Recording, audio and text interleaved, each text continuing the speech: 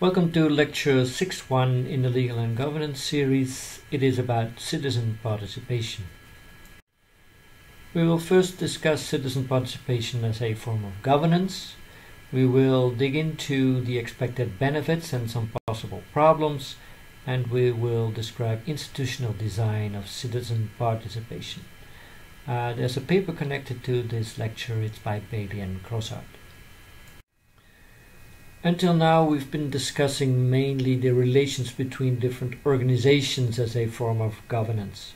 But in larger projects, you will also find yourself in a situation where individual citizens participate in a project, and we call that citizen participation. Different forms of citizen participation are usually described by a ladder of participation that has been developed by Einstein. And this ladder indicates that if you go to the top, there is more influence of citizens in the project. Now, the first two steps on this ladder, manipulation and therapy, are actually forms of non-participation as described by Einstein. They are aimed at convincing the participants, convincing the individual citizens that the project that was developed is right and is the good thing to do. It does not take information or opinions back from these participants, and that's why it's called non-participation. Next, we have three forms of what is labeled as tokenism. It starts with the idea that citizens might be informed about the different consequences of a project. The next step is that you also listen to their opinions and see what they want from the project. The third step is when you ask advice and actually ask them what to do. In the ladder, this is called placation. The next step, the group of steps on the ladder, is indicated as citizen power. It starts with the idea of partnership, where the idea is to really negotiate with the participants on what to do. Delegated power is a situation where you let citizens themselves decide on what to do, and in citizen control they have full control over the project. Of course, these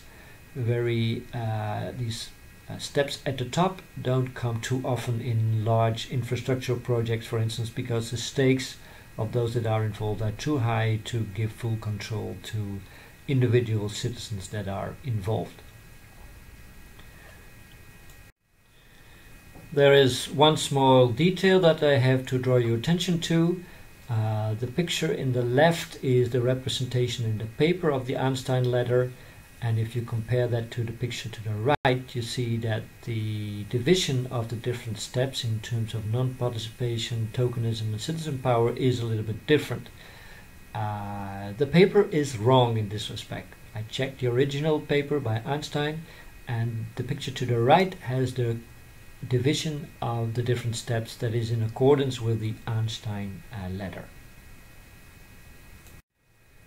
Why would you involve citizens in a project? Of course, the motivation for doing so is that you expect certain benefits. The first benefits might be that you can use knowledge of participants to improve your design. Participants might have specific knowledge, for instance, on the local circumstances, because that's where they live. They might have information that is to be used in the design of the project or the implementation of the project. By getting people to participate in the project, you might also increase consensus and mutual understanding. It's possible to explain people why certain choices are made, why the project has specific characteristics, and if you explain that to them, they might agree with you. Of course, in the end, it's not always the case that mutual understanding and consensus is reached. If necessary, it's also possible to agree that you disagree on certain topics, for instance, because you have different interests. But even if that is the case, it's better that you have been in a process of explaining rather than not taking all the participants into account. By getting people to participate, you might increase the acceptance for the project and also the commitment to the outcomes.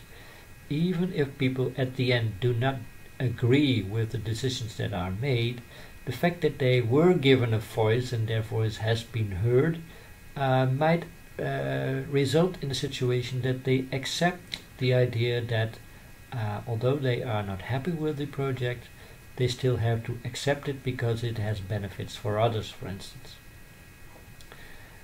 Additionally, involving people in a project might improve implementation. It might speed up implementation, might improve the quality, it might reduce conflict.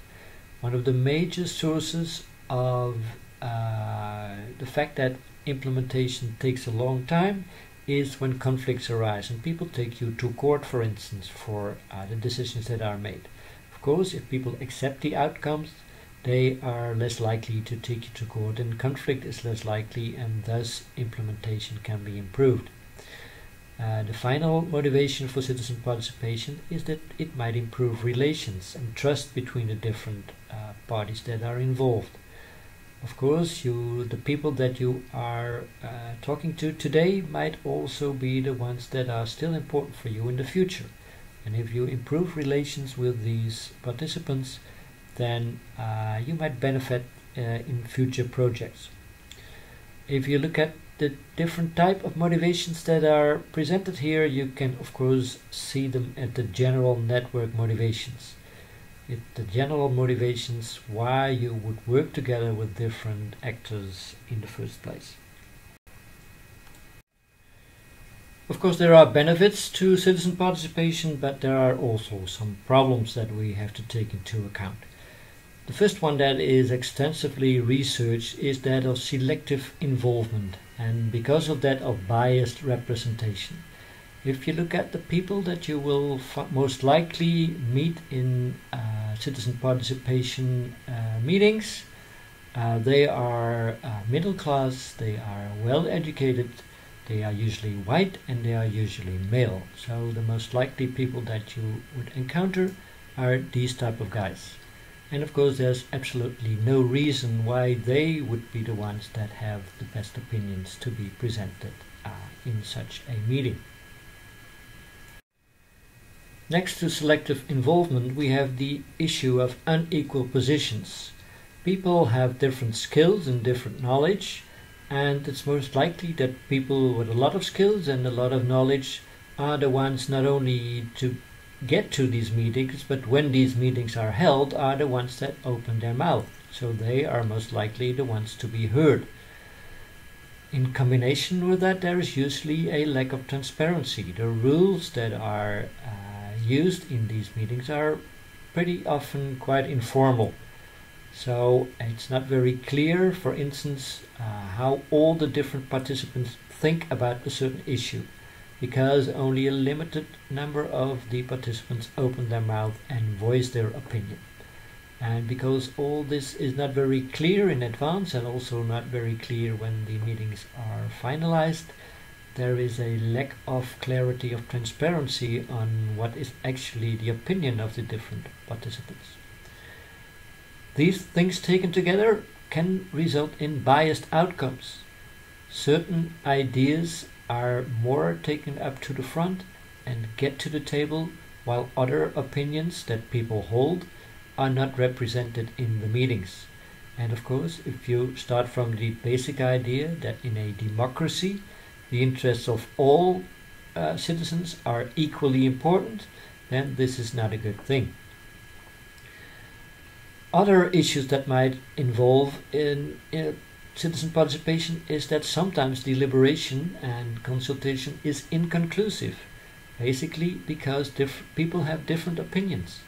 And if there is no clear mechanism on how to decide what, for instance, the majority thinks, then it might still be the case that different groups fight over or have different ideas on what to do, and there is no clear outcome in terms of what the citizens as a whole would think of a project.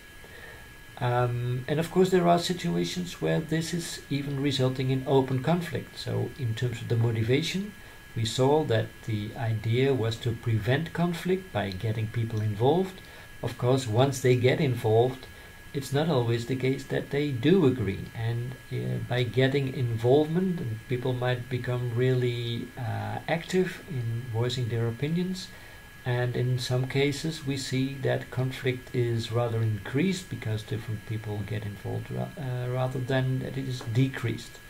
So this might also be a problem that arises in citizen participation meetings.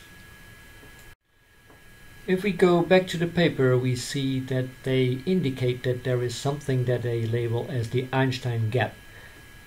So the idea is that what is needed or wanted is participation at the level of partnership, but in practice it only rests at the stages of perhaps consultation or even informing. And this practice is also indicated with the acronym DAD, which stands for Decide, Announce and Defend, or Design, Announce and Defend. And the idea here is that first you design or decide about the project, then you bring citizens to the participation arena, but the only objective is to ensure that the project gets through without too many problems. So it's defended rather than that is actively seeking for contributions of the citizens that participate in the process. Of course, if we combine this with the approaches that we discussed in stakeholder management, this very much looks to the idea of selective stakeholder management, which is about ensuring that the risks are reduced in a project, whereas citizen participation at higher levels of the ladder would be in line with the empowerment idea of stakeholder management, because again it is the idea that stakeholders, so also citizens, can contribute to a project by involving in them and giving them a voice and a real say and a real influence in what is being done. Now the question on how high on the participation ladder you organize the session is linked to the concept of the deepness of the participation. Next to that we also have the question of how broad the participation is, and this is related to the scope of the meetings. The scope refers to the number of issues that can be discussed in the citizen participation meetings. Of course, the scope can be very limited. If citizens can only talk with you about the color of the stones and the location of the parking places, then there is not a lot at stake and not a lot to be discussed. Whereas the participation will be really broad and the scope is very large if all kind of different elements of the design of, for instance, the redevelopment of an area are at the table for discussion. So for instance, not only about specific details, but also about the basic issues of how many houses are there, what kind of activities can take place, the general outline of the area, and so on. Now, a final point that in practice is usually problematic in citizen participation is the relation with the formal political process. Of course, next to the fact that you let citizens participate in a project, eventually, in formal political decision making, the final decisions have to be made, for instance, in a municipal council. And the issue here is that the people that are councillors are elected in a democratic election to decide finally about what is happening in their municipality. So they are not only given the power, but also the perspective that they serve the entire public interest, rather than the interests of only those participants that are represented in these citizen participation meetings. So in practice we often see cases where, although citizens indicate that they want something to be done about a project, then in the end municipal councils take other decisions because they believe those are better decisions and they are the ones that are entitled to take those decisions because they were in the end elected to do so. And of course, if this is the case, you will get a lot of frustration by the citizens that did participate in the process. If they were asked to give their opinion and in the end something comes out of it, but the final decision goes another way, this results in a lot of frustration and negative feelings about the process and the outcomes. Now, if you organize citizen participation, you want to ensure that the benefits that motivate citizen participation are actually realized in practice. At the same time, you want to prevent the possible problems that might arise to occur. In order to do so, you really have to think about how you design the meetings and the arenas for citizen participation. And of course, what can be used in this case is the institutional model that we discussed in lecture 2.1. This institutional model is about how you can organize and the kind of rules that you can use in order to organize certain arenas. And of course, citizen participation meetings can be seen as arenas as well. Now, if we look on the different type of decisions that have to be made, of course, the first one is about who can participate and on what grounds. So this is about the position and the boundary rules in the model. It's about what kind of input the different participants can provide. So this is about the choice or authority rules. It is about having clear rules on how decisions are made within an arena, but also between different arenas. So for instance, between a participative arena and a formal decision-making arena in a municipality. These are of course the aggregation rules in the model. The scope of the proposals that can be discussed. These are the scope rules, of course. So what kind of issues can be discussed in these meetings? If we are clear about the rules that guide the scope, then it is more understandable to the participants what they can and can't do. It's about how participants stay informed, so it's about the information rules. And finally, it's of course about the costs and the benefits. How are these shared between the different actors that are involved in the process?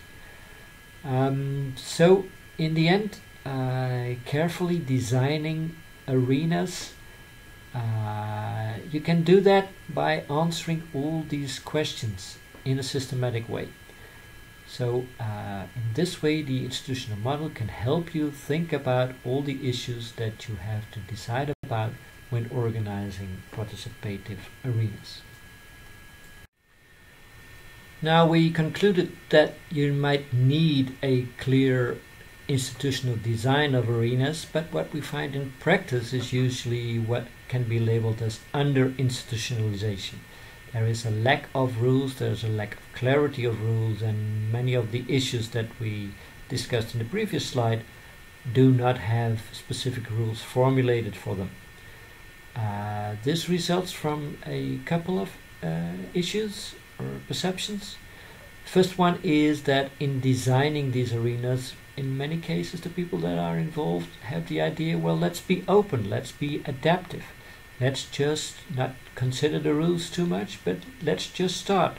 Let's do this together without any clear specific rules in advance. There's also the idea that if you define rules in advance, that might decrease creativity. It might reduce the options for discussing things and finding out together what is the best result. And a final point that plays a role is that setting rules is complex. We indicated there are a lot of rules to be formulated. And if you formulate them explicitly in advance, they also show that conflicting interests may play a role. And you have to decide on how you will tackle these conflicting interests. So it might result in a situation where even before the arena starts, you get into conflicts about the rules that are to be used.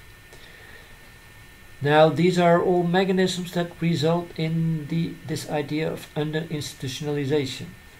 But also we find a lot of research where it is indicated that the absence of clear rules and the absence of clear rules of the game result in disappointment of the participant, in conflict, and also in distrust if things do not work out the way that was intended.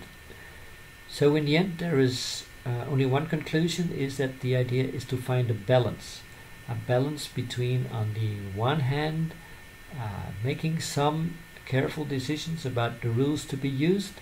They should not result in over complex rules and too many rules, but we also know that if these rules are lacking, then there are high risks in terms of disappointment, conflict, and distrust. So a balance is actually what is needed. So that's it. We discussed citizen participation as a form of governance and the different types of citizen participation that can be distinguished. We talked about the expected benefits that motivate citizen participation, but we also discussed a few problems that arise. If you want to increase benefits and reduce the chance of these problems, then what you need is an institutional design of citizen participation. And in this institutional design, you have to find a balance of, on the one hand, defining rules, but also not overdoing it in terms of complexity.